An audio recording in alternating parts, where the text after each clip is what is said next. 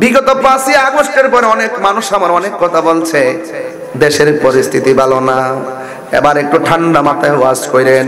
আমি কই তোমরা যেহেতু 500 বছর বাঁচার ইচ্ছা আছে, 10,000 কোটি টাকার দরকার আছে, তোমরাই সাবধানে কথা কও।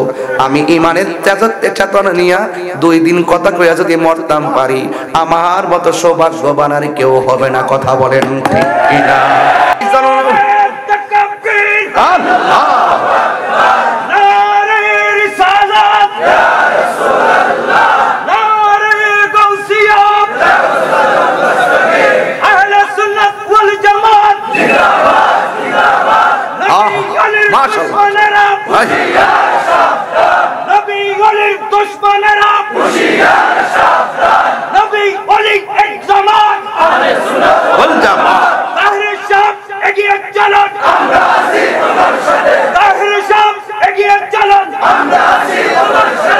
আল্লাহু আকবার বলেন।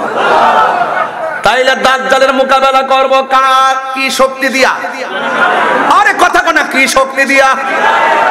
আজরাইলের সঙ্গে বাহাদুরি কথা হবে কি টাকার জোরে না ইমানের জোরে? কবরের মধ্যে আমরা লড়াই করব গায়ের জোরে না ইমানের জোরে? এই জন্যই যুবক ভাইয়েরা, দাজ্জাল এসে বলবে আমারে আল্লাহ মান, ইমানদারে আল্লাহ মানবে না, গলা কেটে ফেলে দিবে, আগুনের মধ্যে ফালাইয়া দিব। এবার সাহাবীরা কয় নবী গো, আগুনে যদি ফালাইয়া দেয় আমরা কেমনে সহ্য করবো?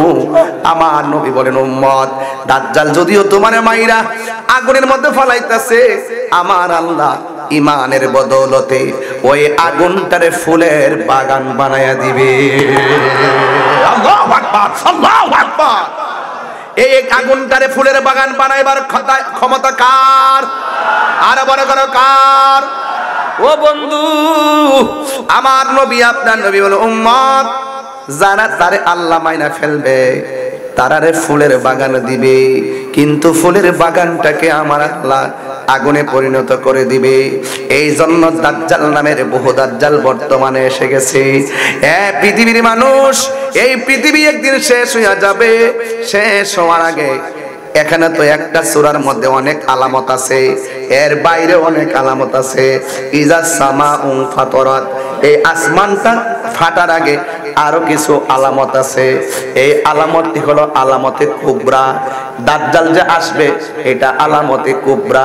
ইমাম মাহদী আলাইহিস সালাম আসবে আলামতে কুবরা, এবং ইমাম মাহদী আসবে, ঈসা রুহুল্লাহ আসবে, এটা আলামতে কুবরা।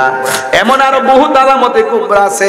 ও আনোয়ারের বাবা, ইমাম মাহদী আলাইহিস সালাম নাকি আসবে। এই মুহূর্তে যদি ইমাম মাহদী আলাইহিস সালাম আসতো, আমরা সব মিল্লা ইমাম মাহদী আলাইহিস সালামের কাছে বায়াতে রাসূল গ্রহণ করতাম। কথা বলেন ঠিক কিনা? এত ভারী বিষয় দিছেন, রাত্র 9টায় দিলে ভালো বুঝাইতে পারতাম। 11টার পরে ওয়াজ, তাফসীর বোঝানো যায় না। এরপর সুন্নিরা 3টার পরও তাফসীর বুঝে, আর যারা ওয়াজ কেউ শুনেন এরা 11টার সময় ওয়াজ শেষ করে দেয়। কোটা ফজরের নামাজ আছে, কারণ তাদের ওয়াজ তো 12টার পরে চলে না। কৌশল করে মানুষকে সজাগ রেখে কিছু ওয়াজ করে যায়, আর বুঝা যায় আমরা মুফাসসিরে কেরাম, আর আমরা রেখে ভণ্ড। আরে বেটা, তোর সাহস থাকলে আয়া বুঝাস না তাহিরিরে মুফাসসির কাকে বলে? কথা কোন ঠিক না বেঠিক? আমি অনেক ব্যস্ত মানুষ, যদি আমি গাড়িতে বসে পোস্টারটা দেখছি, দেখে আস্তে আস্তে মাহফিলে ঢুকছি। পড়াশোনার সময় তো কম, এরপরও ইনফিতার শব্দটা তো কমন। এটা আমাদের কোরআনে 30 পারার অনেক সূরা যেগুলো আছে আমরা পড়ি, তেলাওয়াত করলে অনেক মজা পাই। সূরা ইনফিতার, ইনফিতার মানে অর্থ কি জানেন? ইনফিতার শব্দের অর্থ হলো ফেটে যাওয়া। ফেটে যাওয়া আছে না, ফেটে যাওয়া। সূরার নাম ইনফিতার রাখার উদ্দেশ্য হলো এই সূরা শুরুতে ইনফিতার শব্দ উল্লেখ আছে। আর যদি আমাকে শানে নজরুল বলতে বলেন, আমার স্টুডেন্ট লাইফের গবেষণায় আমি দেখেছি এই সূরা নাজিলের কোনো নির্দিষ্ট প্রেক্ষাপট নাই। এই সূরা নাজিলের প্রত্যেকটা সূরার শানে নজরুল, শানে উরুদ থাকে। এই সূরার কোনো স্পেশালি কোনো প্রেক্ষাপট নাই, কিন্তু এই সূরাটি অনেক গুরুত্বপূর্ণ। এই সূরার মধ্যে আল্লাহ পাক যে তিনি ক্ষমতাবান, এই প্রসঙ্গে আলোচনা করা হয়েছে। এই সূরার ভিতরে মানুষের সৃষ্টির রহস্যের গুরুত্ব তুলে ধরা হয়েছে এবং এই সূরার ভিতরে দুনিয়ার মানুষ যেন উদাসীন না হয়, আখিরাতে যে জবাবদিহিতা আছে এই বিষয়গুলো এখানে তুলে ধরা হয়েছে। এজন্য সবকিছু মিলে এই সূরাটা আমাদের জীবনের শুরু এবং শেষের সাথে ইহকাল পরকাল দুনিয়া এবং আখিরাতের গুরুত্ব এবং চূড়ান্তপূর্ণ জায়গায় এই সূরার একটি গুরুত্ব রয়েছে, প্রেক্ষাপট রয়েছে। এই জন্য আমি কোরআন শরীফটা আনছি, এই জন্য আমি হাফেজ না, এই জন্য কোরআন শরীফটা নিয়ে আসছি যে দেখে দেখে পড়তে পারি। হাফেজ হলে মুখস্থ পড়তাম, অনেক সুবিধা হইতো আমার জন্য। আমার জীবনের সবচেয়ে বড় দুঃখ এবং কষ্ট যে আমি হাফেজ হতে পারি নাই। আপনাদেরকে বলবো, আপনাদের সন্তানকে হাফেজ বানাবেন। হাফেজ হওয়ার পরে যদি আলেম হয়, তার সিনারা যে কত বড় থাকে এটা বোঝানো যাবে না। কারণ সুন্নিরা হাফেজ হওয়ার দরকার আছে। কারণ ভালো ভালো যত মসজিদ আছে এই মসজিদগুলোতে খতমে তারাবি হয়। এই জন্য অনেক মসজিদ আমাদের হাত থেকে ছুটে গেছে, কারণ হাফেজ না থাকার কারণে। ঠিক কিনা বলেন? এই জন্য আমাদেরকে মসজিদগুলো যেগুলো চলে গেছে, অনেকে বলবেন যে হুজুর যেগুলো চলে গেছে তো গেছে, আমরা তো ইচ্ছা করলে তাদের মোকাবেলায় আর একটা মসজিদ বানাইতেও পারি। কথা বলেন, ঠিক কিনা বলেন? এই জন্য আপনাদের সকলকে বলবো, আপনারা হাফেজ সন্তানকে বানাবেন, আর না হয় আপনাদের নাতিদেরকে বানাবেন। উচিত করে যাবেন যে আমার জানাজাটা যেন আমার সন্তান আলেম হয়ে পড়ায়, আমার জানাজা যেন আমার নাতি পড়ায়। কোরআন অনেক শান্তি। এই মাহফিলটা আপনারা সাজাইছেন, প্যান্ডেল করেন নাই, স্টেজ করেছেন, এলইডি লাগাইছেন। কিভাবে মাহফিলটা সুন্দর হবে? আপনারা খরচ কিন্তু আরো বেশি হয়েছে। সুন্দর করতে গিয়ে লাইট উপরে জারবাতি লাগাইছেন, আমি কাঙ্গালকে আপনারা দাওয়াত করছেন, সুন্দর একটা চেয়ার দিছেন, মনে মনে ভাবছেন যে তাহির হুজুর আসবে, একটা চেয়ার তো আলাদা দিতে হয়। এই ওয়াজের সৌন্দর্যের জন্য আপনারা কত কিছু করলেন। এই গোটা কোরআন শরীফটারে আল্লাহ সৌন্দর্য বানাইতে যায়া একটা কাজ করছে। সুবহানাল্লাহ কইতেন না? এই গোটা কোরআন শরীফটা 6666 খানা আয়াত। এর মধ্যে আয়াতে মুহকামাত, আয়াতে মুতাশাবিহাত। কথা কোন ঠিক কিনা? আয়াতে মুতাশাবিহাত এগুলো হলো আলিফ লাম মিম, আলিফ লাম রা, তাহা, ইয়াসিন, কাফ, হা, আইন, সাদ। এগুলো আল্লাহ এবং রাসূল ছাড়া কেউ জানে না। এরপর আল্লাহ পাক গোটা কোরআন শরীফটারে একটা জিনিস দিয়া সুন্দর হিসেবে ঘোষণা করছেন। এটা হলো আল্লাহর হাবিব সাল্লাল্লাহু আলাইহি ওয়াসাল্লাম বলেন, গোটা কোরআন শরীফের সৌন্দর্য হলো সূরা আর রহমান। আর বড় করে বলেন না সুবহানাল্লাহ। আপনারা কেমন ফিল করেন আমি জানি না। ট্রেনে গেলে, বাসে গেলে, রমজান মাসে আর রহমানটা যখন তেলাওয়াত হয় আমরা শুনি, কত শান্তি লাগে। রাসূল বলেন, যারা আর রহমান সকাল সন্ধ্যা তেলাওয়াত করবেন তার জন্য 7টা জাহান্নামের দরজা বন্ধ করে দেওয়া হবে এবং 8টা জান্নাতের দরজা খুলে দেওয়া হবে। যেহেতু আমাকে তাফসীর বলছেন, কোরআনের তাফসীর বলছেন, তো আমি তাফসীরের ভাষায় শুধু কথা বলবো, আমি ডানে বামে যাব না। ইনফিতার অর্থ বলছিলাম, বলুন ইনফিতার অর্থ কি? জোড়া লাগানো না ফেটে যাওয়া? বলুন না কি? তাইলে এটা বড় ধরনের একটা সংকেত আল্লাহ আমরা দিয়ে দিয়েছেন এই সূরাটার মাধ্যমে। এই সূরাটা সম্ভবত মক্কায় নাজিল হয়, মক্কা। হ্যাঁ, এই সূরাটা মক্কায় নাজিল হয়েছে, যে দেখেন উল্লেখ নেই, সরি মক্কায় নাজিল হয়েছে, মাক্কিয়া। এই সূরা মক্কায় নাজিল হয়েছে। এই সূরার মধ্যে 19টা আয়াত আছে। এই সূরার মধ্যে কয়টা আয়াত আছে? 19টা আয়াত আছে। এই পৃথিবীটা যে আল্লাহ বানাইছেন, আমাদের মাথার উপরে কি আসমান? বলুন, মাথার উপরে কি? আপনারা তো ভাবতেছেন, আমরা তো ভাবতেছি মনে হয় একটা আসমান। না, একটা আসমান বানাইছে আল্লাহ লোহা দিয়া। লোহা কি পাতলা না ভারী? বলেন না, ভারী তো। লোহা ভারী। একটা মার্বেল উপরে দিলে কি উপরে থাকে না নিচে পড়ে? নিচে পড়ে। হ্যাঁ, তো এত ভারী আসমানটা লোহা দিয়ে বানাইছে। এরপরের আসমানটা তামা দিয়ে বানাইছে, এরপর আরেকটা আসমান স্বর্ণ দিয়ে বানাইছে। সুবহানাল্লাহ, জোরে কইতেন না বাজান? এত ভারী ভারী আসমান ইয়াকুত পাথর দিয়ে বানাইছে। আরো কয়েকটা পাথর আছে আমার খেয়াল নাই। এমন ভারী ভারী উপাদান দিয়ে হুজুর বানাইছে আসমানটাকে। এত বিশাল বড় আসমান, এক আসমান থেকে আরেক আসমানে যাইতে আমার শরীরটা কাটা কাটা দিয়ে উঠছে ভাই, শুধুমাত্র আল্লাহর কুদরত চিন্তা করতে যায়। আমার মানে খুব ভিতরটা কাঁপা উঠছে। এত বড় আসমান আল্লাহ বানাইছে শুধু বান্দার জন্য। ওই আসমানটার মধ্যে একটা চাঁদ লাগাইছে দিনের বেলা বান্দা চলার জন্য। ওই আসমানে একটা সূর্য লাগাইছে বান্দা স্নিগ্ধ আলোতে ঘুরে বেড়ানো বিশ্রামের জন্য। আল্লাযী খলাকা সাবআ সামাওয়াতিন তিবাকা, এই আসমানটাকে আল্লাহ 7টা স্তরে বানাইছে। একটা আসমান থেকে আরেকটা আসমানে যাইতে 500 বছরের রাস্তা। এই সংকেতটা আল্লাহ দিয়ে দিয়েছেন সূরার ভিতরে, ইজাস সামাউন ফাতারাত, যখন আকাশটা ফেটে যাবে। এটা কি পাতলা আকাশ না ভারী আকাশ? তো ফেটে গেলে আসমানটা কি উপরে থাকবে না নিচে পড়বে? তো আপনি যাবেন কোথায়? আমি যাব কোথায়? যারা থাকবে তারা যাবে কোথায়? আল্লাহ বলছেন ইজাস সামাউন ফাতারাত, যখন আসমানটা ফেটে যাবে। আকাশের ভিতরে মনে করেন গ্লাসের ভিতরে পানি আছে, গ্লাসটা ফেটে টুকরা হয়ে গেছে, পানি তো গ্লাসেই থাকবে, ঠিক কিনা? ঠিক না হেবরে তো ঠিক নাকি? কি আশ্চর্য, কয় ঠিক না? একটু চিন্তা করে কথা বলেন। মানন ভাই, থাকবে না পরে যাবে? হায় হায়, এলাক না, মনোযোগ না, ঘুম পেয়ে গেছে ওদের, ঘুম পেয়ে গেছে। এত ভারী বিষয় দিচ্ছেন, রাত্র 9টায় দিলে ভালো বুঝাইতে পারতাম। 11টার পরে ওয়াজ তাফসির বোঝানো যায় না, এরপরে সুন্নিরা 3টার পরও তাফসির বুঝে। আর যারা ওয়াজ কেউ শুনেন 11টার সময় ওয়াজ শেষ করে দেয়। কোন ফজরের নামাজ আছে, কারণ তাদের ওয়াজ তো 12টার পরে চলে না। কৌশল করে মানুষকে সজাগ রেখে কিছু ওয়াজ করে যায় আর বুঝা যায় আমরা মুফাসসিরে কেরাম, আর আমরা রেখে ভণ্ড। আরে বেটা, তোর সাহস থাকলে আয়া বুঝাস না তাহিরিরে মুফাসসির কাকে বলে? কথা কোন ঠিক না বেঠিক? ইজাস সামাউন ফাতারাত, যখন আকাশটা কি হয়ে যাবে? ফেটে যাবে। ইনফিতার অর্থ কি? এই তো আমার ছেলেরা ওয়াজ বুঝে ফেলতেছে।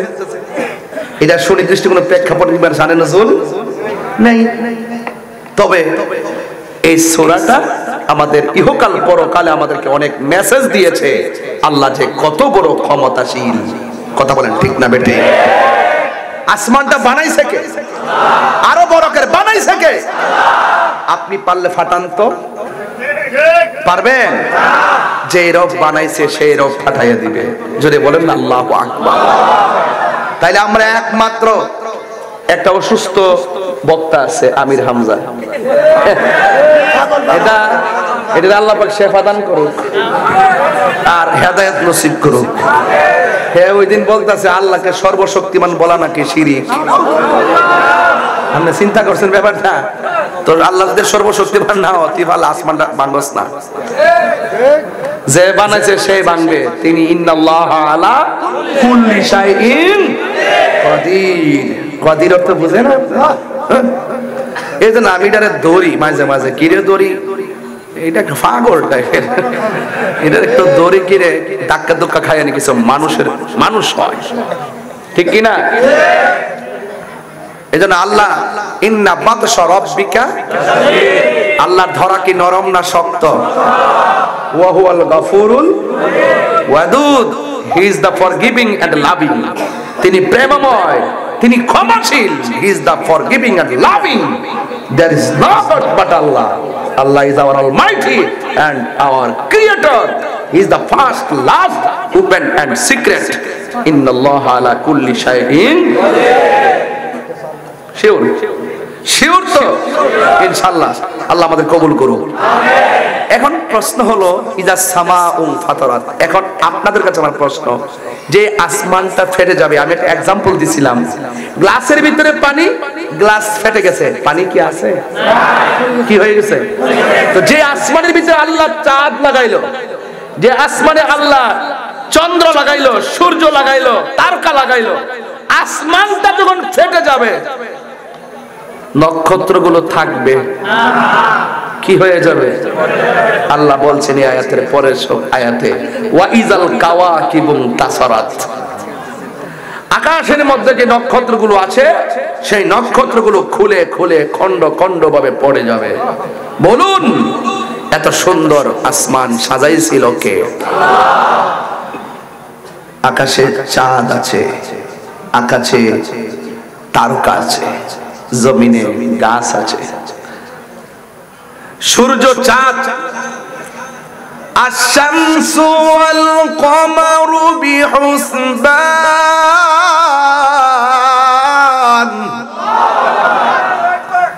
বিহুসবান অর্থ কি হুজুর? এটা হিসাব মিলাইয়া চলে, হিসাব হিসাব হিসাব বুঝুন না, হাসিন বা হিসাব থেকেই তো কি আর নাজমু ওয়াস শাজারু ইয়াসজুদান, আর ওয়ান নাজমু আশ-শামসু ওয়াল কমারু বিহুসবান। বিহুসবান হিসাব থেকে হিসাব। চাঁদ এবং সূর্য চলে গণনা করে সিস্টেম মতো। সূর্য উঠে ডুবে, নিয়ম ওকে। চাঁদ উঠে ডুবে, নিয়ম ওকে। বলেন তো এই নিয়ন্ত্রণ করে কে? বলেন না। লাউ কানা ফীহিমা আলিহাতুন ইল্লাল্লাহু লাফাসাদাতা।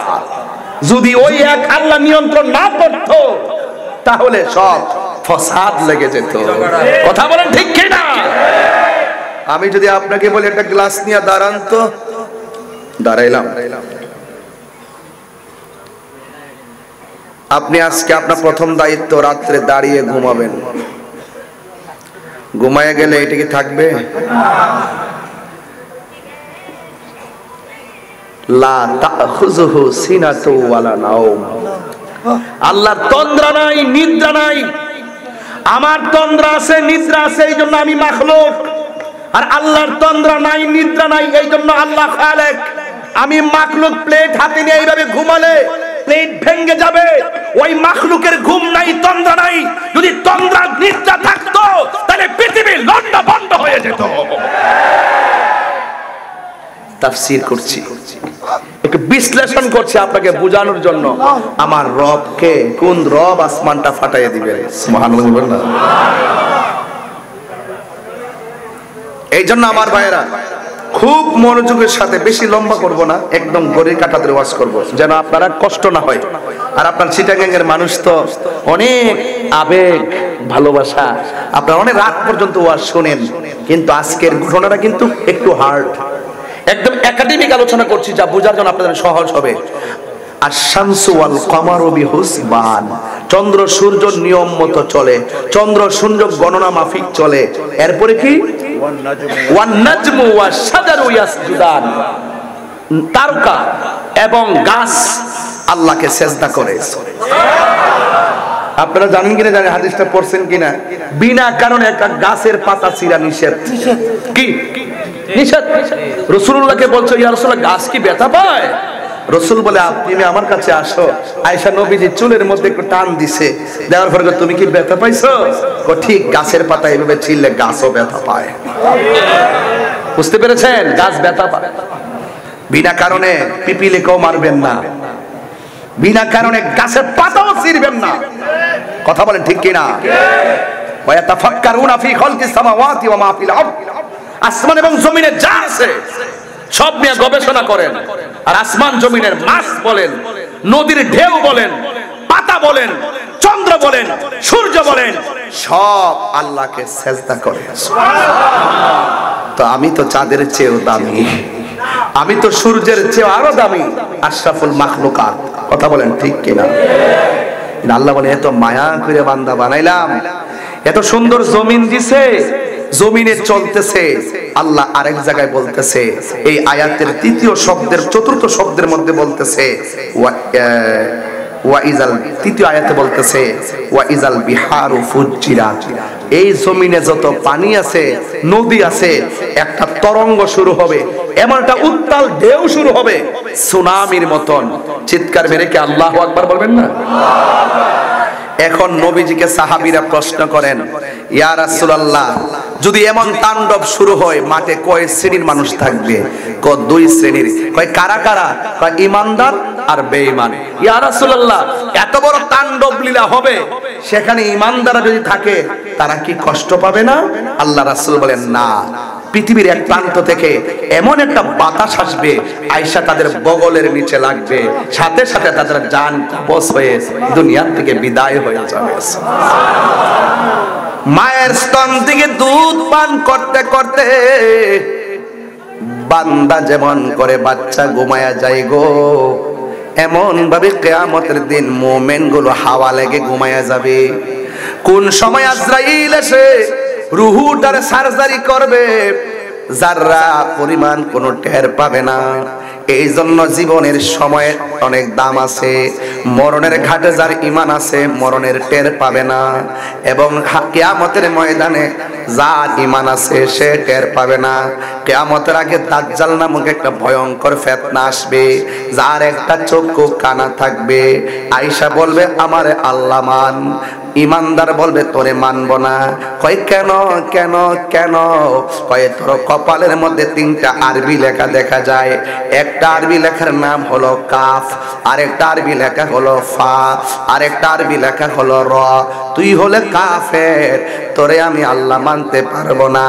রাসূল বলেন, সেই দিন দাজ্জালের মোকাবেলা টাকা দিয়া করা যাবে না, সেই দিন দাজ্জালের মোকাবেলা পয়সা দিয়ে করা যাবে না, সেই দিন দাজ্জালের মোকাবেলা সম্পদ দিয়ে করা যাবে না। ইয়া রাসূলুল্লাহ, নবী গো, সেদিন দাজ্জালের মোকাবেলা হবে কেমনে? কয় সেদিন দাজ্জালের মোকাবেলা করতে হবে একটা মাত্র শক্তি দিয়া, ওই শক্তিটা হলো ঈমানি শক্তি।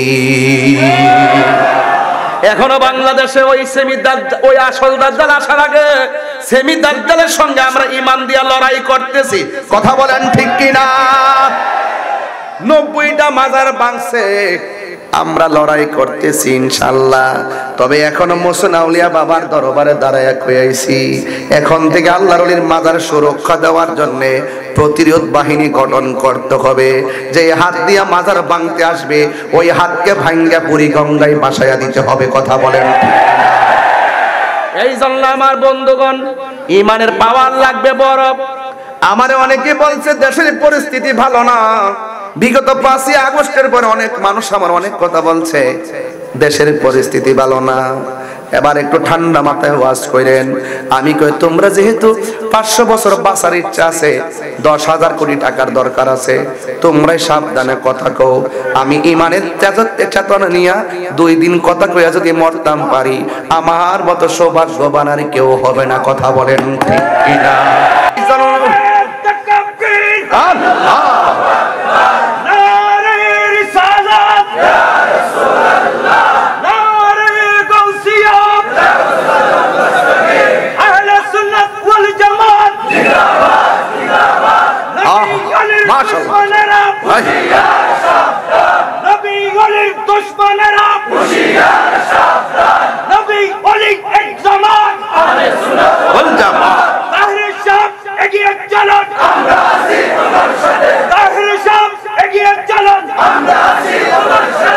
আল্লাহু আকবার বলেন।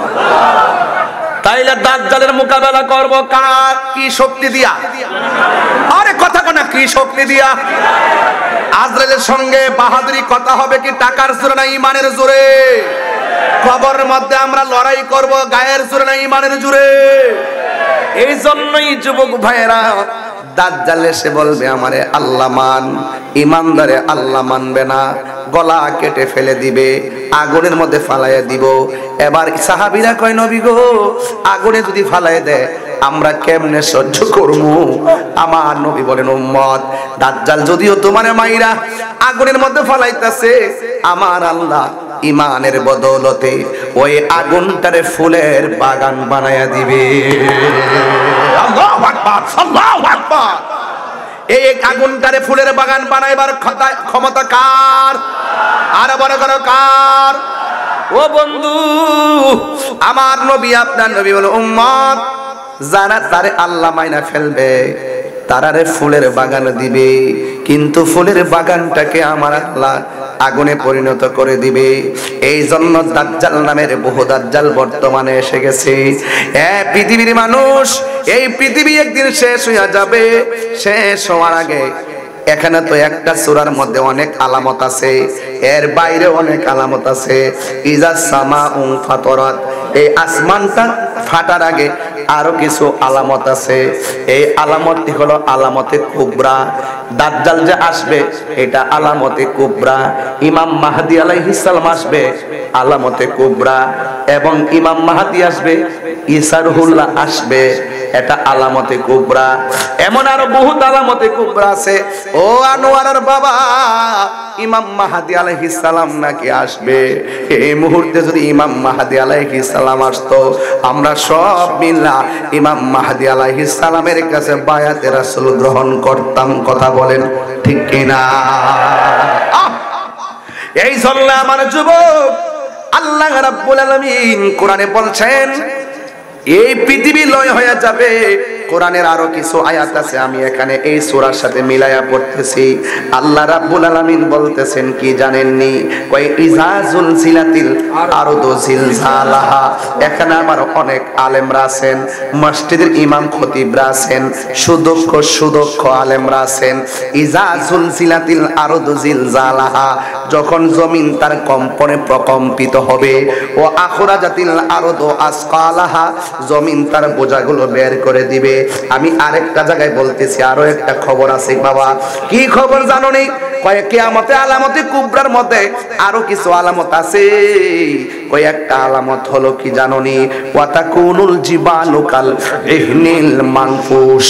আল্লাহ যে পাহাড়গুলা বানাইছে, সূরা নাবার মধ্যে আছে ওয়াল জিবালা আওতাদা, আছে না হুজুর? ওয়াল জিবালা আওতাদা। আল্লাহ পাহাড় বানাইছে পেরেক হিসাবে। আল্লাহ পাহাড় বানাইছে পেরেক হিসাবে। এই পেরেক হিসাবে মারার কারণে জমিন নড়াচড়া করে না। আল্লাহর কোরআন কয় কিয়ামত যেদিন গণায় আসবে রে, আমার আল্লাহ কয় ওয়াতাকুনুল জিবালু কাল ইহনিল মানফুস। এই পাহাড়গুলো তোলার মতো উড়ে যাবে। উড়ে যাওয়ার সাথে সাথে একদম জমিনটা শান্ত, জমিনটা অশান্ত হয়ে যাবে। এমন ভাবে অশান্তি হবে, ওই সময় তুলার মতন পাহাড়গুলো, হিমালয় পর্বত বলি, যত পাহাড় বলি, সব তুলার মতো উঠতে থাকবে, জমিনটা নাচতে থাকবে। ইযা জুলজিলাতিল আরদু জিলজালাহা। তার মানে বোঝা গেল আল্লাহ পৃথিবীটারে শেষ করতে যাইয়া জমিনেও তুফান চালাইবো, আসমানেও তুফান চালাইবো। এখন প্রশ্ন করবেন হুজুর, আমরা তো হাদিস শরীফে পড়েছি প্রত্যেকটা আসমানের দরজায় দরজায় ফেরেশতা আছে। কষ্ট নিয়েন না আব্বা, বিষয়টা দিচ্ছেন তো হাত, একটু চিন্তা ভাবনা করে কথা বলতে আব্বা। আমার প্রশ্ন হলো, প্রথম আকাশটার দরজার মধ্যে ফেরেশতা আছে, দ্বিতীয় আসমানে আছে, তৃতীয় আসমানে আছে। এখন আসমান যে ভাঙ্গা পড়বো, ফেরেশতা কই যাইবো? সুবহানাল্লাহ কইতেন না? এটা কি একটু ভাবার দরকার আছে না? আচ্ছা, মানুষটা যে মারা গেল, আপনি যে মারা গেলেন, আপনার দুই কাঁধে যে ফেরেশতা আসেনি? কতক্ষণ আসেনি? আপনি যে মারা গেলেন, এই দুইটা গেল কই? একটু ভাবার দরকার আছে না? আরে ওয়াজ বাদ দেন, ওয়াজ সব বাদ দেন, আগে নিজের চিনি, একটু দেহের বিচারটা করি। হ্যাঁ, একটু দেহের বিচারটা করি না, তাইলে তো দেখবেন সবচেয়ে বড় খেলা তো দেহের ভিতরে। কোর্ট কাছারি, মন্ত্রী, মিনিস্টার, এখানে সব বৈশা রয়েছে, মুড়ি টুরি সব বয়া, সব লেখতাছে, পালাইবার কোনো রাস্তা নাই। ঠিক কিনা বলেন? যারা दुनिया करे, दुनिया के लिए आखिरत बर्बाद ना करो। किसी इंसान को खुश करने के लिए अल्लाह को नाराज ना करो। दुनिया करे आखिरत के बर्बाद করে দিও না। দুনিয়ার কোন মানুষকে খুশি করতে গিয়ে আল্লাহকে বেজার করো না। বেজার করলে মরণের ঘাট, কিয়ামতের ঘাট, উপায় থাকবে না। ঠিক কিনা বলেন? এখন প্রশ্ন হলো হুজুর, আসমান যে ভেঙে গেল, ফেরেশতারা কোথায় গেল? কয় ফেরেশতারা আসমানের টুকরার সঙ্গে সঙ্গে উইরা উইরা জমিনে পড়বে। জোরে জোরে কি সুবহানাল্লাহ বলা যাবে না? সব পড়ে যাবে। এরপরে আমার আল্লাহ বলেন ওয়াতাকুনুল জিবালু কাল ইহনিল মানফুস। জমিনের পাহাড়গুলো তোলার মতো উড়ে যাবে। এখন মানুষের অবস্থা কি হবে? মানুষের ব্যাপারে আল্লাহ কয় ইয়াউমা ইয়াকুনুন নাস কাল ফারাশিল মাবসুস। আল্লাহ রাব্বুল আলামিন বলেন সেই দিন মানুষগুলো কীট পতঙ্গের মতন উইরা উইরা যাবে। এই আনোয়ারার বেড়া উইরা কর্ণফুলী গিয়ে পড়বে, কর্ণফুলীর মানুষ উইরা যায় বাঁশখালীতে পড়বে। কথার কথা বলছি, বাঁশখালীর মানুষ উইরা যায় ইন্ডিয়াতে পড়বে, ইন্ডিয়ার মানুষ উইরা যাইয়া লন্ডনে পড়বে। চোখের পলকে দুনিয়ার কাপাকাপির কারণে পাহাড় যেখানে উইরা যায়, মানুষ তো স্থিরভাবে বসবাস করার কোনো সুযোগ নাই। চোখের পলকে মানুষ আপনজন থেকে ছিটকে যাবে। ও বন্ধুরে, আল্লাহ রাব্বুল আলামিন বলতেছেন ইজা জুলজিলাতিল আরদু জিলজালাহা, যখন জমিন তার কম্পনে প্রকম্পিত হয়ে যাবে। ও আখরাজাতিল আরদু আসকালাহা, গত সপ্তাহে দেখলাম একটা জুয়েলারি থেকে 500 ভরি স্বর্ণ চুরি করে নিয়ে গেছে। ইউটিউবে ফেসবুকে দেখছেন কিনা আমি জানি না। এক ডাকাতের দল 500 ভরি স্বর্ণ জুয়েলারি থেকে চুরি করে নিয়ে গেছে, ডাকাতি কইরা নিয়ে গেছে। স্বর্ণের জন্য কত লোভ দেখেন। স্বর্ণ ছিল মাত্র 6000 টাকা ভরি। আশিক হুজুর কইছে, আশিক হুজুর কইছে, আমার বড় ভাই আল্লামা হাফেজ ওলিউল্লাহ আশিকি হুজুর বলছে, হুজুর যখন শাদি মুবারক করে তখন স্বর্ণের ভরি আসিন 6000 টাকা। এই ইতিহাসের তথ্য থেকে আমি জানছি, আমি যখন বিয়ে করছি তখন স্বর্ণের ভরি ছিল 50,000 টাকা। এখন স্বর্ণের ভরি হলো 2,10,000 না 9,000 টাকা, 2,09,000 টাকা। ফুলাফান্ডে কইলাম যে তোমরা আর স্বর্ণ দিয়া বিয়া করার সাথে দরকার নাই, স্বর্ণ একটু কম কিনা, দেখবেন আন্তর্জাতিক বাটফার গুলা ধরা খাওয়া যাবে। ঠিক কিনা বলেন? আল্লাহ কয় ওয়া আখরাজাতিল আরদু আসকালাহা, জমিন তার বোঝা বের করে দিবে। হ্যাঁ, কি মনে করেন জমিনের নিচে কয়লার খনি আছে না, স্বর্ণের খনি আছে না, যত তেলের খনি আছে না? এই খনিজ পদার্থের জন্য কত দেশকে আক্রমণ করতেছে এই খনিজ সম্পদের লোভে। কথা বলেন ঠিক কিনা? কিয়ামতের পূর্বে এই খনিজ সম্পদ বমি করে দিবে, বের করে দেওয়া হবে। মানুষের সামনে এগুলো থাকবে, কেউ লোভ করবে না, কারণ সবাই বলবে ইয়া নাফসি। এরপরে আল্লাহ বলছেন কি জানেন? আল্লাহ রাব্বুল আলামিন বলতেছেন যখন জমিন তার বোঝা বের করে দিবে, জমিনটা নাচা শুরু করবে, তখন আমাদের আনোয়ারা কোন গ্রাম? জুইদণ্ডিতে। জুইদণ্ডের অনেক মা 3 মাসের গর্ভবতী, কোন মা 8 মাসের গর্ভবতী, কোন মা 9 মাসের গর্ভবতী। কিয়ামতের পূর্বে যখন জমিনটা নাচতে শুরু করবে, মহিলার পেট থেকে 3 মাসের বাচ্চা ডেলিভারি হয়ে যাবে, 6 মাসের বাচ্চা ডেলিভারি হয়ে যাবে, 7 মাসের বাচ্চা ডেলিভারি হয়ে যাবে। আমার নবী, আপনার নবী এই জালজালা বুঝেন তো? কম্পন, জালজালা একটা তুফানের মতো শুরু হয়ে যাবে, জালজালা শুরু হয়ে যাবে। ওই ব্যাখ্যা দিতে যায় আমার নবী বলেন ওই সময়টা এমন সময় হবে, মানুষের মার পেটের ভিতরে সন্তানটা পেটের ভিতর থেকে ডেলিভারি হয়ে যাবে, 6 মাসের বাচ্চা ডেলিভারি হয়ে যাবে, 9 মাসের বাচ্চা ডেলিভারি হয়ে যাবে। স্বামী বলবে আমার স্ত্রীর নিচ দিয়া কেন রক্ত প্রবাহিত হয়, আমার সন্তান বলবে আমার মায়ের নিচ দিয়া কেন রক্ত প্রবাহিত হয়। আজকে ডেলিভারি কি জিনিস বুঝবেন না, মারে জিজ্ঞেস করলে বুঝবেন ডেলিভারি কত কষ্ট। তার মানে এমন ভাবে দুনিয়াটা লড়াছাড়া করব, সন্তান পেট থেকে বের হয়ে যাবে, এর দ্বারা প্রমাণ হয়ে যায় আমার পেটের ভিতরে আত্মা হুজুরি যা আছে সব পাক উঠে যাবে। এই জন্য আমার আল্লাহ রাব্বুল আলামিন বলতেছেন, কি বলতেছেন শুনেন। এরপরে যখন এমন ভাবে আকাশটা কাঁপবে, জমিনটা নাচবে, জমিনটা কাঁপবে, তখন মানুষের অনুভূতি কেমন হবে? মানুষ তখন বলা বলি শুরু করবে, ওয়াকালাল ইনসানু মা লাহা। মানুষ বলবে কি হইল, জমিনটা কেন নাচতেছে? আসমানটা কেন কাঁপতেছে, এমন ভাবে বোঝাগুলো কেন বের হয়ে যাচ্ছে, আমার মায়ের নিচ দিয়া কেন রক্ত ঝরে। হঠাৎ করে তখন কিন্তু আসমানে তুফান শুরু হবে। এই জমিনটা আগে বুঝাইলাম, এরপর আসমানটা বোঝানোর জন্য আমি এই জায়গার মধ্যে ঢুকলাম। ও আব্বুরে, এরপরে আমার আল্লাহ কয় ইদা সামাউ ফাতারাত, যখন জমিনটা বিদীর্ণ হয়ে যাবে, ওয়া ইজাল কাওয়াকিবু তাসরাত, নক্ষত্রগুলো খুলে খুলে পড়ে যাবে, ওয়া ইজাল কুবুরু বুসিরাত, ও বন্ধুরে, ওয়া ইজাল বিহারু ফুজ্জিরাত, নদীর মধ্যে সুনামি শুরু হয়ে যাবে, ওয়া ইজাল কুবুরু বুসিরাত, কবরের লাশগুলো বের করে দেওয়া হবে রে।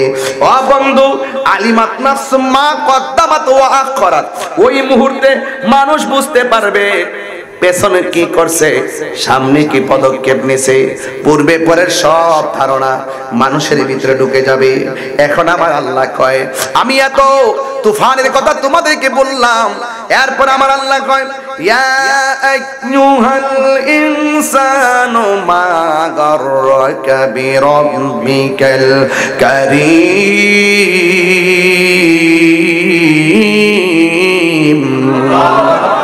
আমার আল্লাহ কয় হে মানুষ, আমি আল্লাহ তোরে বানাইলাম, আমি আল্লাহ সব শেষ করে দিমু। এত কিছু বলার পরও কিসে তোকে আমি আল্লাহ থেকে ধোঁকা দিয়ে রাখলো, কিসে তোকে আমি আল্লাহ থেকে দূরে সরাইয়া রাখলো। এ যুবক, আমি তো ছিলাম তোর বানানোওয়ালা। এ পৃথিবীর মানুষ, আমি তো তোর জন্য দুনিয়াটাকে সাজাইলাম। আল্লাহ যে খলাকাকা ফাসাওয়াকা ফাআদালাক, আমি আল্লাহ তোর জন্য দুনিয়াটারে সুন্দর করে বানাইছিলাম। আমি আল্লাহ এখন সব ফাটাইয়া দিতেছি। কুল্লু মান আলাইহা ফানি ওয়া ইয়াবকা ওয়াজহু রাব্বিকা যুল জালালি ওয়াল ইকরাম।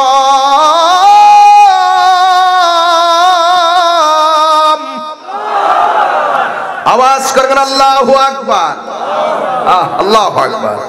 মান্নান ভাই তেলাওয়াত শূন্য 1000 টাকা বকশিশ দিয়ে দিলেন। আর বড় করে মারহাবা কর না কেন? আরে কোরআন তো এমন যাচ্ছে যে তেলাওয়াত শুনলে ঈমান বৃদ্ধি পায়। কথা বলেন ঠিক কি না?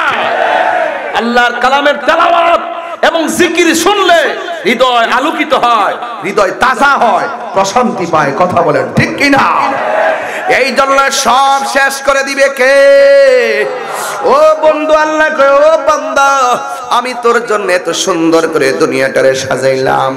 এবার পৃথিবীটা সুন্দর করে আস্তে আস্তে শেষ হয়ে যাইতেছে। এই শেষ হওয়ার আগে ইসরাফিল আলাইহিস সালাম সিংহা ফু দিবে রে।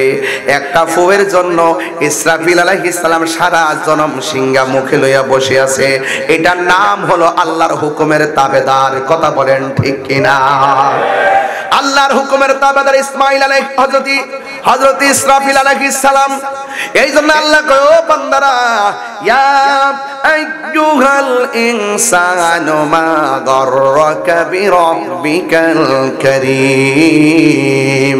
ও বান্দারা, কিসে তোমাদেরকে আমি আল্লাহ থেকে গাফেল বানায় রাখলো, কিসে তোমাকে আমি আল্লাহ থেকে তোমাকে উদাসীন বানায় রাখলো, তোমাকে ধোঁকায় ফেলে রাখলো। হায়াতের মালিক যিনি, মওতের মালিকও তিনি। কথা বলেন ঠিক কিনা?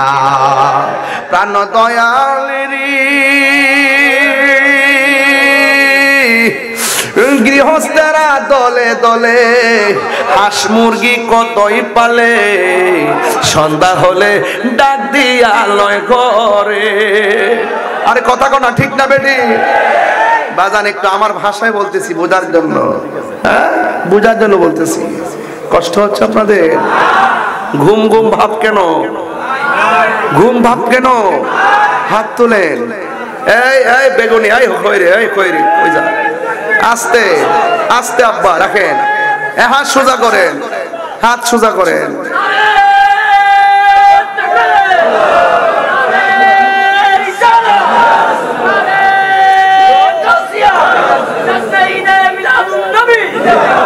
প্রাণ দয়াল রে, গৃহস্থেরা দলে দলে হাঁস মুরগি কতই পালে, সন্ধ্যা হলে ডাক দিয়া লয় ঘরে। যার যত পালিত ছিল সকল রে তো ঘরে নিল, আমি একা রইলাম অন্ধকারে। প্রাণ দয়াল রে সন্ধ্যা হইল, ডাকে দিলে না মরে।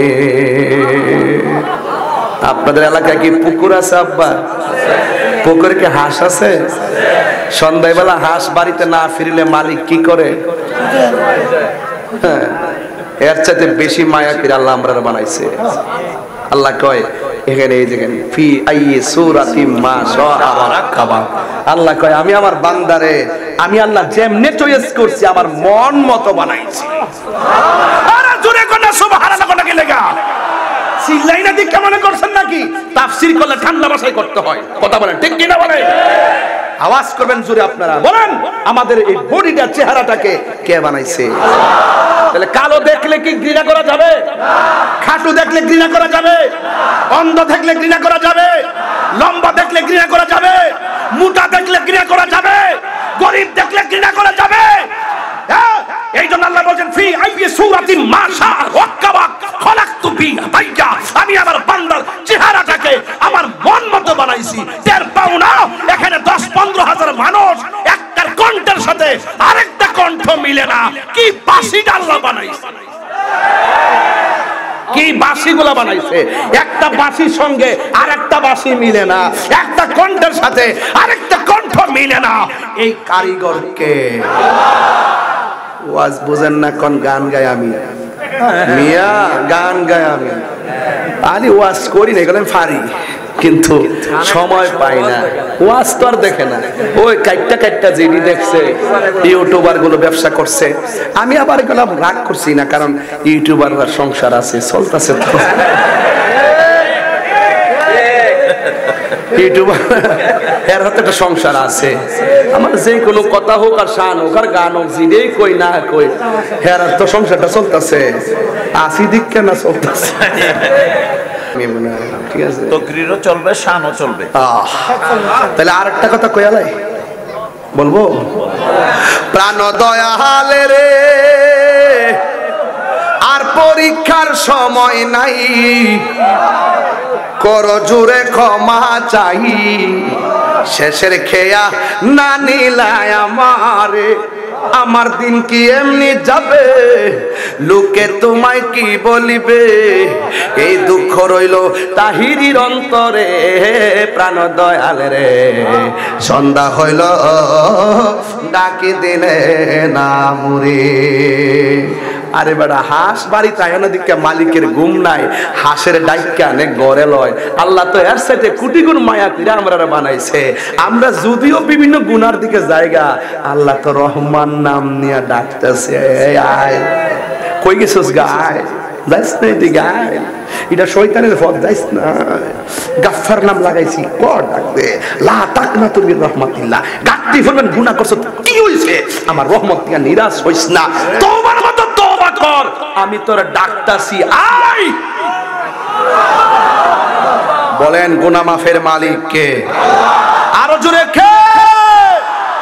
সন্দেহ আছে? এই জন্য বলছি গৃহস্থেরা দলে দলে হাঁস মুরগি কতই পালে, সন্ধ্যা হলে ডাক দিয়া লই করে। গভীর মনোযোগ। এটা কি উঙ্গাইতেছে ফুলাফান, মোবাইল টিপা কি সাফা সুফা ভাঙ্গা, কি অবস্থা? এই লড়তে দিয়েন না, এগুলো সেন্সিটিভ ওয়াজ, এগুলো গেলেগা ভাইতো না, এই গেলেগা পাওয়া যাবে না। পাওয়া যাবে? আমি এটা করুন জায়গায় যাবো, করুন বুঝেন তো, যেখানে গেলে আমার নবী ছাড়া কোনো উপায় নাই। আমি ওই দেশে আপনাদেরকে নিয়ে যেতে চাই, রাজি আছেন কিনা বলেন? কিয়ামত কার জন্য? বিভীষিকাময় প্রান্তর বেঈমানের জন্য, ইমানদারের জন্য না। মৃত্যুর যন্ত্রণা কার জন্য? বেঈমানের জন্য, কিন্তু ইমানদারের জন্য না। আপনারা কি আমার সাথে রাগ করছেন?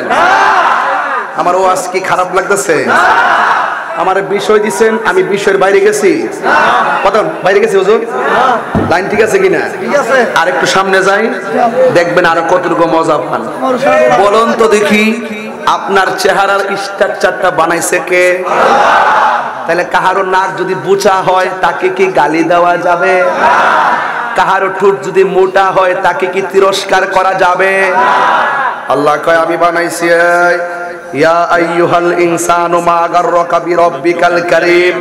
হে মানুষ, তোমাকে কিসে ধোঁকা দিয়ে আমি রব থেকে তোমাকে দূরে সরিয়ে নিল?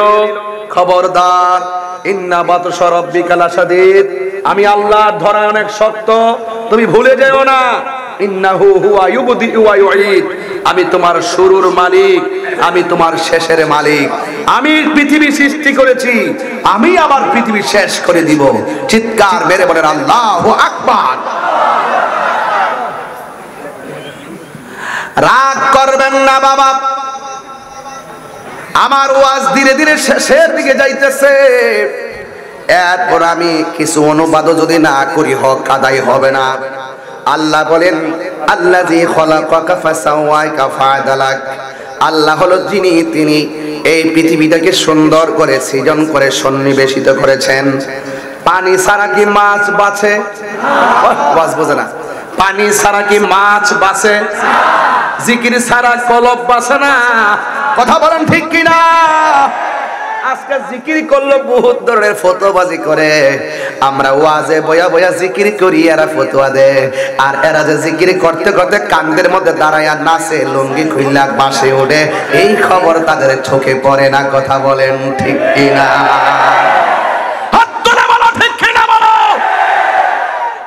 সব হিসাব হবে, বিচার হবে কর্ম অনুসারে, কঠিন হাসরে বিচার হবে কর্ম অনুসারে। তালা মারছে কালিমাতে, চাবি রয় দয়ালের হাতে, দয়াল বিনে খুলবে কেমন করে। এটা বুঝতো না, এগুলো ওয়াজ বুঝে না।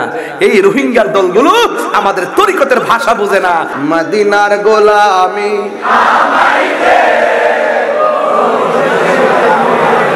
মদিনার গোলামি আমায় দে, মদিনার গোলামি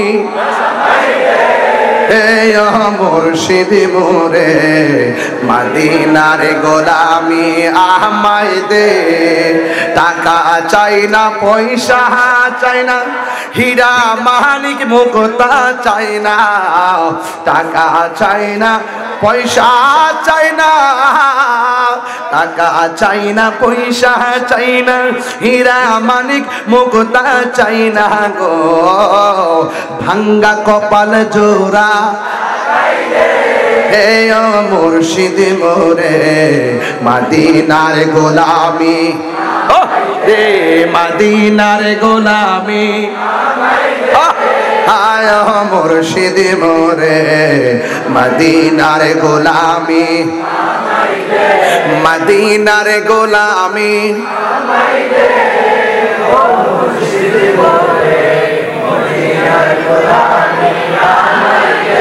মারহাবা, জোরে বলেন না। গভীর মনোযোগ। এখন চুপ থাকবেন, আওয়াজ করে শুধু একটা কথার উত্তর দিবেন। যেই ফেরেশতাটা সিংহা মুখে নিয়ে বসে আছে, ফেরেশতার নাম কি? আরো জোরে। যিনি জান কবজ করেন তার নাম কি? জান কবজ করে প্রতিদিন, আর আজরাইলে প্রতিদিন জান কবজ করে। আর একটা মাত্র ফেরেশতা আল্লাহর হুকুমের তামিল করে সিংহা ফু দেওয়ার জন্য বসে আছে। আল্লাহ যখন বলবে দিয়ে দাও, ফেরেশতা কয়েকটা ফু দিবে। প্রথম ফু, দ্বিতীয় ফু যখন দেওয়া শুরু করবে, গাছগুলো আস্তে আস্তে দাঁড়ান থেকে শুয়ে যাবে, জমিনটা প্লাবন হয়ে যাবে। ওয়াইজাল বিহারু ফুজ্জিরাত, এই ফুজ্জিরাতের ব্যাখ্যা পড়তে যায় পড়ছি কয়েকটা। এক নম্বর হলো এমন একটা পানি ধাক্কা মারবে, মানুষ লন্ড বন্ড বাড়িঘর উড়াইয়া দিবে। আরেকটা পড়ছি পাহাড়ের উপরে 40 হাত পানি, গাছের উপরে 40 হাত পানি, সব মানুষ ওই পানির ঢেউয়ের বাড়ি খাইতে থাকবে। মানুষ বলবে ওয়াকালাল ইনসানু মালাহা, কি হইল কি হইল? আল্লাহ বলে কুল্লু মান আলাইহা ফান। ফান মানে নিঃশেষ করে দেওয়া, ফান মানে ধ্বংস করে দেওয়া, ফান মানে বিলীন করে দেওয়া। চিৎকার মেরে কি আল্লাহু আকবার বলবেন না? এ বন্ধুগণ আমার, আল্লাহ রাব্বুল আলামিন কয় ও বান্দারে, কাল্লা বাল তুকাদ্দিবুনা বিদ্দিন, কেমন করে ওই দিনটাকে অস্বীকার করবে রে, যেই দিনটা তোমাদের জন্য অপেক্ষা করবে। কিয়ামত হবে এখানে শেষ নয়, কিয়ামতের পরে একটা ময়দানে আমরা উঠব। আল্লাহ ডাক দিয়ে কয়, ইন্নাল আবরারা লাফি নাঈম ওয়া ইন্নাল ফুজ্জারা লাফি জাহিম। হয়তো সুখে যাবে, নাই তো দুঃখে থাকবে, এমন একটা দিন অপেক্ষা করতেছে। এ বন্ধু, ও বন্ধু, ওয়ামা আদরাকা মা ইয়াউমুদ্দিন, জানেননি গো সেই দিনটা কোন দিন? আপনি জানেননি সেই দিনটা কোন দিন? আমার আল্লাহ বলেন কিয়ামতের পরে ওই দিন সম্পর্কে এই সূরার শেষ দিকে বলতেছে, ইয়াউমা লা তামলিকু নাফসুন লিনাফসিন শাইআ ওয়াল আমরু ইয়াউমা ইযিন লিল্লাহ। ওই দিনটার ভিতরে কেউ কারো কোনো উপকারে আসবে না। মরণের কালে যেমন পাশে 10 জন থাকলেও মরণের কষ্টের ভাগ নেয় না, কবরে গিয়া কষ্ট করলো কবরের কষ্টের ভাগ কেউ নেয় না। আল্লাহ কয়, ও বন্ধু, এই পৃথিবীটা যখন শেষ হয়ে যাবে, আমার আল্লাহ কয়, ওয়া ইয়াউমা লা তামলিকু নাফসুন লিনাফসিন, দেখেন না, ইয়াউমা লা তামলিকু নাফসুন লিনাফসিন শাইআ ওয়াল আমরু ইয়াউমা ইযিন লিল্লাহ। আপনারা জবান খুলে বলেন, এসব ঘটনা সব ঘটবে। ইসরাফিল সিংহা ফু দিবে, গাছগুলা পড়ে যাবে, পানি পাগল হয়ে যাবে, পাহাড়গুলা উড়ে যাবে। আপনারা জবান খুলে বলুন, কার হুকুমে সেইগুলা ঘটবে? ওই আল্লাহর হুকুমে সব ঘটবে। আমার নবী, আপনার নবী বলেন, যখন পৃথিবী লয় হয়ে যাবে, যখন শেষ হয়ে যাবে, আমার নবী, আপনার নবী বলেন, পৃথিবীটা নীরব হয়ে যাবে। কোথায় পাখি, কোথায় পশু? আল্লাহর দুনিয়া আল্লাহ সাজাইছে, আল্লাহ আবার ভাঙ্গা ফেলাইছে। বানানোর সময় বড় মায়া কইরা বানাইছে, মনে করবেন না ভাঙ্গা ফেলার সময় রাগ কইরা বানাইছে, এরকম না। আমি একটা টিনের ঘর বানছিলাম, অনেক শখ কইরা টিনের ঘরটা বানছি, কিন্তু আমি শখ কইরা বানছি, এখন ভাঙ্গা ফেলাইছি। মনে করেন না এমনিতে ভাঙ্গা ফেলাইছি, আমি বানছি 3 তলা বিল্ডিং তোলার লাগিয়া। আল্লাহকে আমি পৃথিবীটা সুন্দর করে বানাইছি। হ্যাঁ, এই পৃথিবীর চাইতে আরো বড় সুন্দর নিয়ামতের জায়গা আখিরাতে অপেক্ষা করতেছে। আমার বান্দাগুলোকে পরম সুখের মাঠে আমি নিয়ে যাব, যারা দুনিয়ার জমিনে ভালো কাজ করবে। ফামাইয়া আমাল মিসকালা যাররাতিন খাইরান ইয়ারা ওয়া মাইয়া আমাল মিসকালা যাররাতিন শাররান ইয়ারা। যাররা যাররা পরিমাণ হিসাব আমি আল্লাহ নিব। আল্লাহর হাবিব বলেন, মানুষ সব শেষ হয়ে যাবে, গরু ছাগল কিছুই নাই, মানুষ নাই, সব লয় হয়ে যাবে। আসমান নাই, চন্দ্র নাই, সূর্য নাই, পৃথিবীটা কেমন থাকবে? নীরব থাকবে। যিনি ছিলেন, তিনি আছেন, তিনি থাকবেন। জবান খুলে বলেন, তিনি কে? ওয়া ইলাহুকুম ইলাহু ওয়াহিদুন লা ইলাহা ইল্লা হুয়ার রহমানুর রহিম। সব শেষ হয়ে যাবে। যিনি ছিলেন, তিনি আছেন, তিনি থাকবেন, তিনি হলো আমার রব। এখন পরিষ্কার ওয়াজ, সব লয় হয়ে গেল। এখন আল্লাহ বলতেছে, আল্লাহর হাবিব বলেন, সব শেষ হয়ে গেল, একটা মাঠের মধ্যে একত্রিত করা হবে। ইউহশারুন নাসু ইয়াউমাল কিয়ামাতি আলা আরদিন। জমিন শেষ হয়ে গেছে, সব ধ্বংস হয়ে গেছে, ফান হয়ে গেছে, সকল মানুষকে আমার দলিল, আমার নবী বলেন, ইউহশারুন নাসু ইয়াউমাল কিয়ামাতি আলা আরদিন। সব মানুষকে একটা জমিনের মধ্যে কিয়ামতের পরে একত্রিত করা হবে। বাইদা আফরা, ওই দিন মাঠটা হবে পোড়া মাটির মাঠ, ওই মাঠটা হবে পোড়া মাটিতে ভরপুর। আমরা সারা জীবন ওয়াজ করছি, ওই মাঠটা হলো তামার মাঠ, মাথার উপরে থাকবে সূর্য, নিচে থাকবে তামার মাঠ। অথচ হাদিসের ভাষায় দেখলাম বাইদা আফরা, ওই মাঠটা হবে পোড়া মাটির মাঠ। এরপরে কাকুর সাতিন নাকিগি, আল্লাহর হাবিব বলেন, ওই মাঠটা এমন মাঠ হবে যেই মাঠের মধ্যে কোনো গাছ থাকবে না, যেই মাঠের মধ্যে কোনো উদ্ভিদ থাকবে না রে। লাইসা ফিহা আলামুন লি আহাদিন, লাইসা ফিহা আলামুন লি আহাদিন।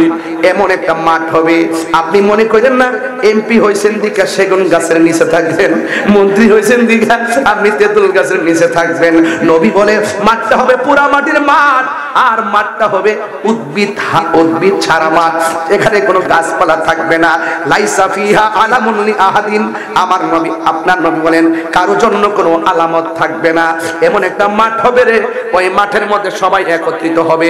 এই হাদিসটা আরো বড় করে আয়েশা সিদ্দিকা রাদিয়াল্লাহু তাআলা আনহা থেকে বর্ণনা করা হয়েছে। আয়েশা সিদ্দিকা রাদিয়াল্লাহু তাআলা আনহা বলেন, আমি নবীর জবান মুবারক থেকে শুনেছি, আমার নবী বলেছেন ইহশারুন নাসু ইয়াউমাল কিয়ামাতে হুফাতান উরাতান। আমার নবী বলেন হাশরের ময়দানে, কিয়ামতের পরে যেই ময়দানে সব মানুষের পাপ পুণ্যের হিসাব হবে, ওই মাঠের মধ্যে মানুষকে একত্রিত করা হবে। হুফাতান উরাতান, বলেন হুফাতান উরাতান। সেই মাঠের মধ্যে মানুষ উলঙ্গ অবস্থায় উঠবে, পায়ের মধ্যে কোনো জুতা থাকবে না, খতনাবিহীন হয়ে উঠবে। ওই মাঠের মধ্যে কারো গায়ে কাপড় থাকবে না। আমার নবী বলেন যে এই মাঠে কারো গায়ে কাপড় থাকবে না, ওই মাঠে আমি সর্বপ্রথম উঠব, কিন্তু আমার গায়ের মধ্যে থাকবে জান্নাতের জামা। আল্লাহু আকবার বলেন।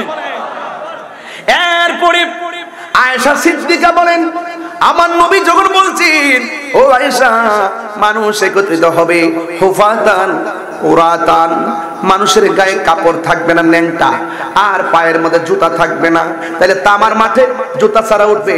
এবার বুঝেন মাঠটা কেমন হবে। আবার মাথার সুরমার কাঠি যত বড় এমন পরিমাণ উপরে সূর্যটা থাকবে। এবার বুঝেন মাথার মগজের কি অবস্থা হবে। হাদিস শরীফের মধ্যে এসেছে সূর্যের তাপ লাগার পরে মানুষের মাথার মগজটা উড়ে যাবে, বাতের মারের মতন ছিটটা ছিটটা পড়বে। সেই দিন আল্লাহর ছায়া বিনে দয়া বিনে কোনো দয়া থাকবে না। আল্লাহ দুইটা নামের ধারণ করবেন, একটা হলো কাহ্হার, আরেকটা হলো রহমান। যেই কথাটা শুরুতে বলছিলাম, রহমান নামটা বড় দামি রে। রহমানটা হলো আমি গুনাহগার, তুমি ছাড়া আমার দয়ার আর কোথাও জায়গা নাই রে, কোথায় যাব, যাওয়ার জায়গা নাই। আল্লাহ সেই দিন কাহার হয়ে থাকবে। আমার নবী বলেন সবাই উলঙ্গ অবস্থায় উঠবে। এরপর আয়েশা কয় ইয়া রাসূলুল্লাহ, নবী গো আন-নিসাউ গুরলাউ ওয়ার রিজালু জামিআ, পুরুষ এবং নারী একসাথে মাঠের মধ্যে উঠবে। ইয়ানজুরু বাদুহুম ইলা বাদিন, একজন আরেকজনকে দেখবে। মহিলার কোনো কাপড় থাকবে না, পুরুষের কাপড় থাকবে না। ইয়ানজুরু, এরা দেখবে, দেখিতেছে, দেখবে। নাসারা ইয়ানসুরু থেকে, বুঝেন না? এরপরে বাদুহুম ইলা বাদিন, মাজরুর তো বাদিন। এবার দেখেন তো একজন আরেকজনের দেখবে, এটা কেমন লজ্জার মাথা। আয়েশা প্রশ্ন করছে, আল্লাহর হাবিব বলে ইয়া আয়েশা, সুবহানাল্লাহ, ও আয়েশা তুমি জানোনি ওই মাঠটা কেমন? আল আমরু আশাদ্দু মিন আইয়ানজুরা, নাওয়াসবালের মুজারে আইয়ানজুরা বাদুহুম ইলা বাদিন। আল্লাহর হাবিব বলেন ওই কঠিন মুসিবতে যখন মানুষ উলঙ্গ অবস্থায় উঠবে, হোক পুরুষ কিংবা নারী, একসাথে ন্যাংটা থাকলেও একজন আরেকজনের দিকে তাকাবে, সুযোগ পাবে না রে আব্বা। ওই মাঠটা হবে আসাদুন, শুধুমাত্র কঠিন না, বড় আযাবের মাঠ হবে। সেই দিন মানুষের মাথার উপরে সূর্য থাকবে, মায়ের সামনে দিয়া সন্তান চলে যায়, পরিচয়ের সুযোগ নাই। কিসের এমপি, কিসের মন্ত্রী, কিসের ওসি, কিসের ডিসি, কিসের বক্তা, কিসের তক্তা, কেউ কাউকে কষ্টের ভাগ দিবে না, কেউ কাউকে কষ্টের ভাগ নিবে না। মরণের কষ্টের ভাগ যেমন মানুষ নেয় না, ঠিক এমন ভাবে হাসরের ময়দানের কষ্টের ভাগও কেউ নেয় না। ও আব্বুরে, ওই ময়দানটা কেমন হবে? অনেক কঠিন হবে রে। ওই কঠিন মুসিবতের সময় আমরা সবার মুখের মধ্যে একটা স্লোগান থাকবে, ইয়া নাফসি ইয়া নাফসি ইয়া নাফসি ইয়া নাফসি। নবী বলে উম্মত, হাসরের ময়দানে কিছু কিছু মানুষের নখ গোলাকে তামার নখ বানায়া দিব। এই নখ গোলা দিয়া দিয়া নিজের চামড়া গোলা, এই যে দেখেন এই গোড়া থেকে, চুলের গোড়া থেকে চামড়া গুলো এইভাবে নখ দিয়া তুলবে, তুইলা তুইলা গালের মধ্যে খামসি দিবে, খামসি দিয়া এই গাল থেকে গোশত তুইলা তুইলা চাবায়া চাবায়া খাইব। রাসূল জিজ্ঞাসা করবে, আল্লাহ এরা কে গো? যাদের গালের গোশত নিজে কামড়াইতেছে, নিজের চামড়া নিজে তুলতেছে এরা কারা? আল্লাহ বলবেন বন্ধু এরা কারা জানেননি? এরা হলো দুনিয়ার মুনাফিকের দল। এমন মুনাফিক আমাদের আনোয়ারার জমিনে আছে না নাই? আর জোরে কোন আছে না নাই?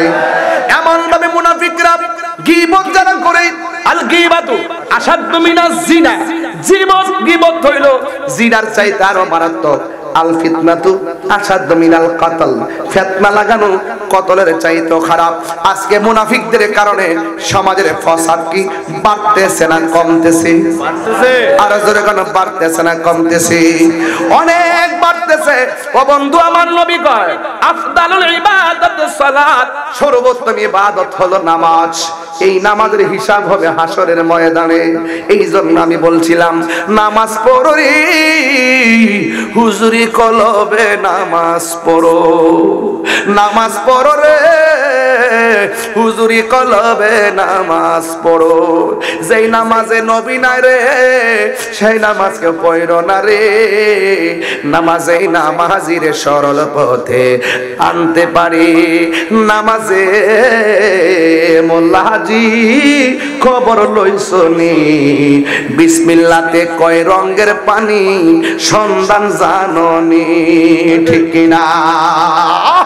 কইতিকা জানবো, কিতাব পড়লে না জানতো। মৌলা আলী রাদিয়াল্লাহু তাআলা আনহু বলেন আমি যদি বিসমিল্লাহ তাফসীর করি 60টা উটের বোঝা হবে, এরপর তাফসীর শেষ হবে না। তাফসীর করতেছি আমি আজকে, বেটা বুঝার জন্য বলতেছি। এও আমি দেখে আসি নাই, ভালো করে দেখলে আরো বুড়াই বেড়া প্রত্যেকটা আয়াতের তাফসীর করতে পারতাম। এখন তো আমি এবারতের আয়াতের অর্থ পড়ে বুঝাইতেছি। আমি তো ভিতরে ঢুকি নাই, যে ভিতরে ঢুকলে আরো বুঝতেন, আরো বুঝতেন, আরো বুঝতেন যে আসলে এটার ভিতরে কি আছে। এরপরে বোঝাই দেয়। হাসরের মাঠে নিয়ে গেলাম, কিয়ামত তো শুরু হয়ে গেল, হাসরের মাঠে নিয়ে গেলাম। একে আল্লাহ পাক গায়ের ভিতরে জাহান্নামের শিকল দিয়ে আগুনের শিকল লাগাইয়া দেওয়া হবে। আপনারা বলুন তো আগুনের শিকলটা কি শান্তি না অশান্তি? আরো বড় করে শান্তি না অশান্তি? এরপর রাসূল জিজ্ঞেস করবে আল্লাহ এরা কারা যাদের গায়ের মধ্যে আজকে হাসরের মাঠে আগুনের শিকল লাগাইয়া দিছো? আল্লাহ বলবেন বন্ধু এরা হলো দুনিয়ার ওই সমস্ত মানুষ যারা দুনিয়াতে মা বাবার মনে কষ্ট দিয়েছে। ও আমার আনোয়ারের বাবা, ও আমার চট্টগ্রামের বাবা, আমার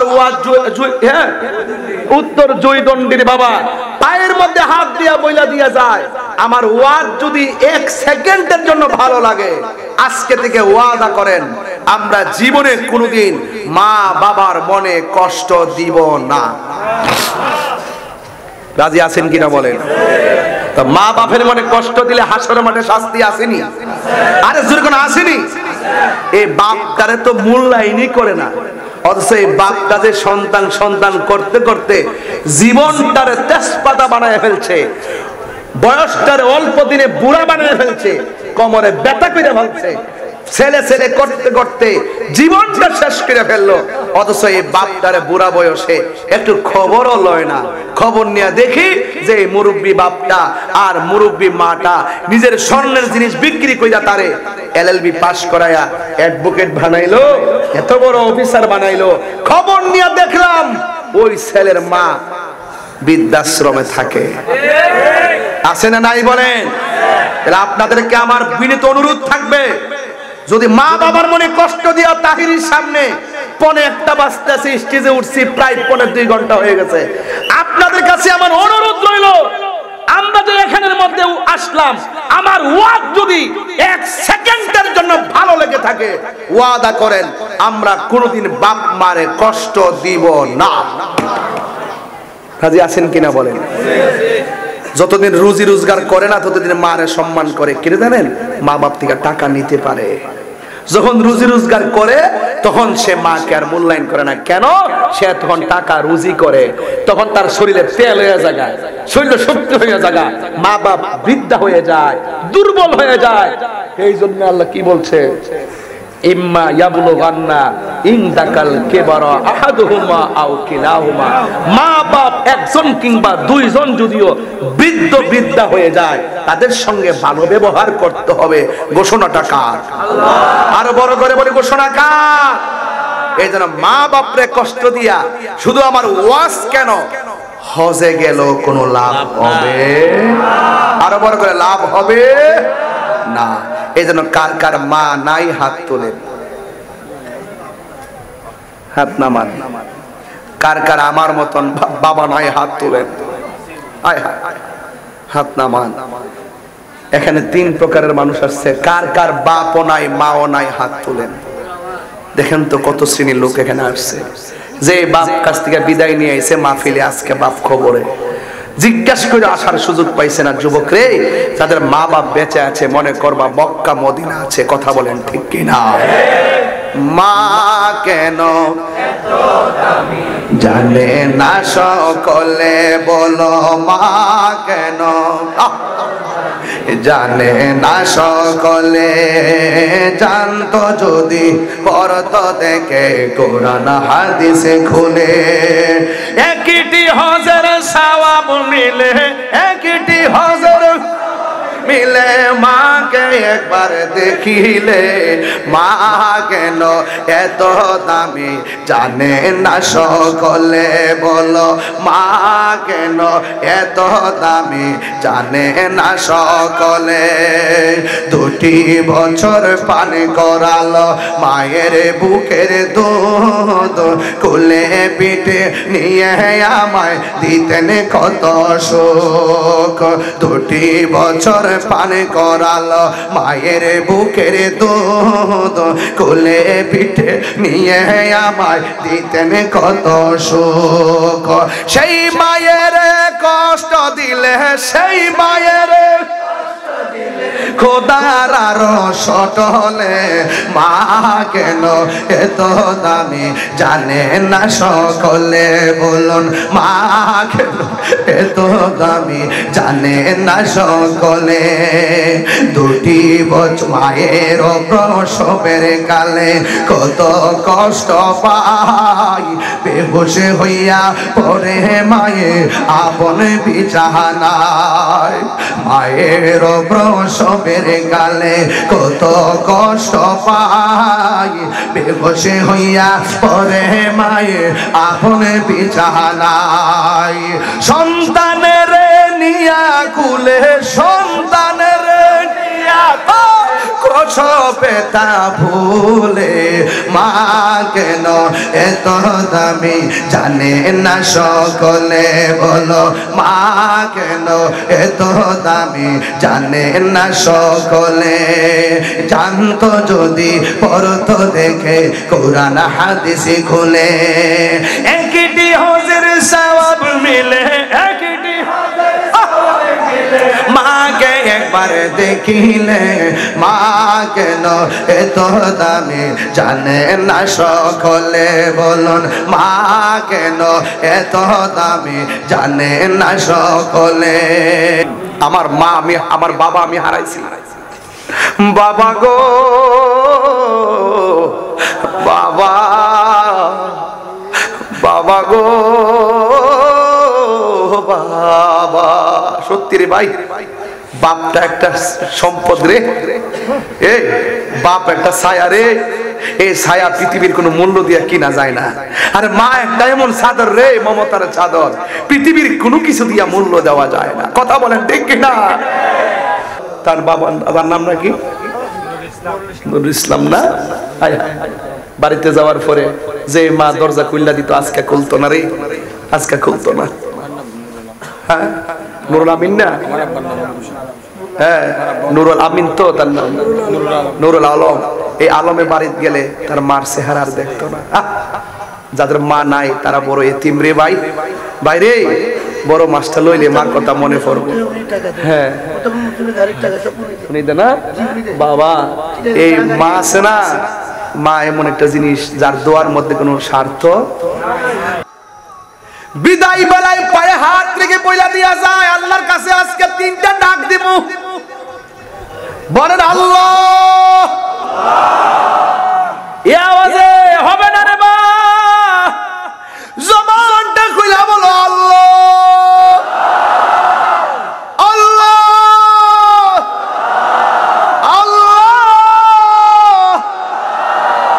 হয়তো আমাদের কারো মা চলে গেছে, বাবা চলে গেছে, কিন্তু একটা ফরিয়াদ করি, আমরাও একদিন থাকবো না। মা বাপটারে লয়া যেন জান্নাতের ভিতরে আমার নবীর কদমে থাকতে পারে। আল্লাহ, কিয়ামত সহ্য করতে পারবো না, কবর আযাব সহ্য করতে পারবো না, হাসরের মাঠের ভয়াবহতা সহ্য করতে পারবো না। আল্লাহ, আমরা যেন আমাদের মা বাপ, ভাই বোন, আত্মীয় স্বজন, মাতৃকুল পিতৃকুল সবাই নিয়ে যেন হাসরের মাঠে নবীর শাফাত পেতে পারি, সেই তৌফিক আমরা দান করে দেন। আকাশের তারকা সমান নাকি পাত্র থাকবে, সেই পাত্র দিয়া নাকি নবীজি উম্মতকে হাউজে কাউসার পান করাবে। আল্লাহ গো, আপনার বন্ধুর হাত মোবারকে আমরার মা বাপের মুখে হাউজে কাউসারের পানি দিয়া দিয়েন।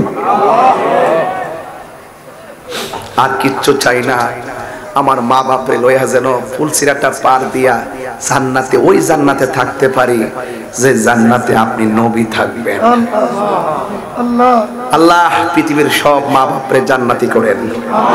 আর যেই পোলাপান গুলো না বুঝছে মা বাপরে কষ্ট দিছে, আজকে আপনি চোখের পানি সাক্ষী দেয়, সবগুলা মানুষ চোখের পানি ফালায়া ছল ছল করে কাঁদছে, আওয়াজ করে বিরা কাঁদছে, মানুষগুলো এখনো কাঁদতেছে। আল্লাহ, একটা মানুষের চোখের পানি যদি আপনার পছন্দ হয়, তার উসিলায় এই এলাকার গুরুস্থানের কবর আযাব মাফ করে দেন। তিনবার কোন আমিন। আসেন দাঁড়িয়ে নবীরে সালাম দে, ইয়া নবী